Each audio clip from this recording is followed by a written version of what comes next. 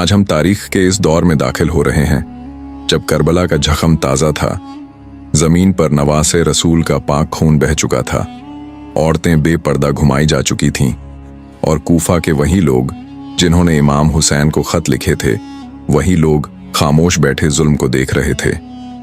लेकिन इसी खामोशी को चीरने के लिए एक शख्स उठा जिसका नाम था मुख्तार बिन अबू उबैदा सकफी। उसने कूफा में कदम रखते ही सिर्फ एक बात कही कि हुसैन इब्न अली का खून रायगांव नहीं जाएगा और मैं उन सब को चुन चुन कर मारूंगा जिन्होंने करबला में जुल्म किया।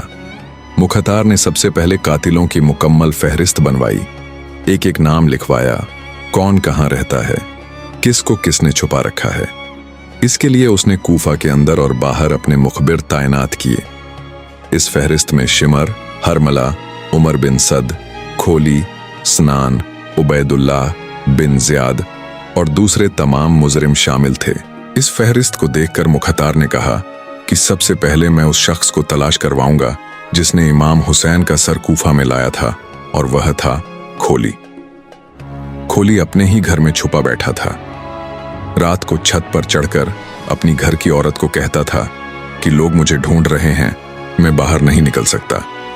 मगर मुख्तार के मुजाहिदों ने उसका ठिकाना ढूंढ लिया। वह घर की लकड़ियों के एक हिस्से में छुपा हुआ था, बिल्कुल कांपता हुआ। सिपाहियों ने उसे बाहर खींचकर निकाला, उसे बांधा और मुख्तार के सामने लाया। मुख्तार ने कहा कि तूने इमाम हुसैन का सर मस्जिद कूफा में रखकर जश्न मनाया था, आज तेरा अंजाम वही होना है जो तूने नवासे रसूल के सर के साथ किया। उसे वहीं कत्ल किया गया और उसका सर काट कर लटका दिया गया ताकि कूफा को पता चल जाए कि मुख्तार का दौर शुरू हो चुका है।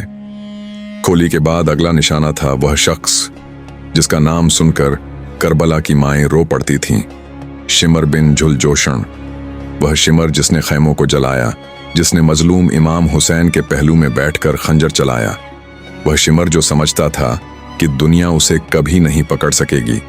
मगर जब मुख्तार का लश्कर उसके पीछे लगा तो वह एक बाग में छुपता फिर रहा था।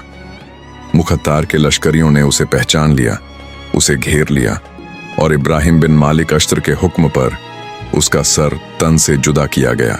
शिमर का सर मुख्तार के सामने लाया गया और मुख्तार ने कहा कि आज मेरा दिल इसलिए नहीं ठंडा हुआ कि मैंने तेरा सर देखा। मेरा दिल उस दिन ठंडा होगा जब हर कातिल मेरे कदमों में होगा।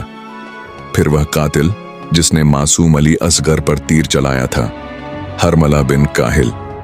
यह शख्स कूफा के करीब छुप कर रह रहा था। उसने जब सुना कि मुख्तार के सिपाही उसे ढूंढ रहे हैं तो वह भागकर जंगलों में छुप गया। मगर मुख्तार के आदमियों ने उसे भी ढूंढ लिया, उसे बांध कर लाया गया। मुख्तार ने उसे देखते ही कहा कि तीर तूने चलाया था, दुआ हमने की थी और आज अल्लाह ने तेरे हाथों को काटने का वक्त मुकर्रर कर दिया है। हरमला का भी वही अंजाम हुआ, कत्ल और सर मुख्तार को पेश किया गया। इसके बाद वक्त आया उमर बिन सद का, वह शख्स जो इमाम हुसैन के सामने लश्कर का सिपह सालार बना खड़ा था। वह कूफा के अंदर अपने घर में था, मगर उसके आसपास हिफाजती पहरे थे। मुख्तार ने उसके घर पर छापा मारा। उमर बिन सद को गिरफ्तार किया गया, उसे मुख्तार के सामने लाया गया। मुख्तार ने कहा कि तूने किस मुंह से कहा था कि मैं चाहता था कि हुसैन के साथ न होता? अगर तू चाहता था तो लश्कर क्यों खड़ा किया? तेरी तलवार की चमक आज तेरे अपने खून से धोई जाएगी। उमर बिन सद कत्ल हुआ, उसका सर भी मुख्तार के सामने रखा गया। अब बचा सबसे बड़ा मुजरिम, उबैदुल्लाह बिन ज़ियाद। मुख्तार ने उसके मुकाबले के लिए इब्राहिम बिन मालिक अश्तर को लश्कर देकर रवाना किया। दोनों फौजें नहरे खाजिर के मकाम पर टकराईं। जंग शदीद हुई। आखिरकार उबैदुल्लाह बिन ज़ियाद मारा गया, उसका सर भी काटकर मुख्तार को भेजा गया। उसके साथ शिमर, उमर बिन सद, हरमला और दूसरे कातिलों के सर रखे गए। यह वह लम्हा था जब मुख्तार ने कई साल बाद सजदा-ए शुक्र अदा किया कि करबला का इंतकाम जिस हद तक मुमकिन था वह मुकम्मल कर दिया गया। मुख्तार के हुक्म से तमाम कातिल खत्म कर दिए गए। जिन्होंने घोड़े दौड़ाए थे उनके घोड़े छीन लिए गए। जिन्होंने खैमों को जलाया था उनके घरों को जला दिया गया। जिन्होंने तमाशा देखा था वह तमाशा खुद बन गए और यूं कूफा की गलियों में जुल्म का गुरूर टूट गया। लोग कहते थे कि मुख्तार का दौर इंतकाम का दौर था, मगर हकीकत यह थी कि यह इंसाफ का दौर था।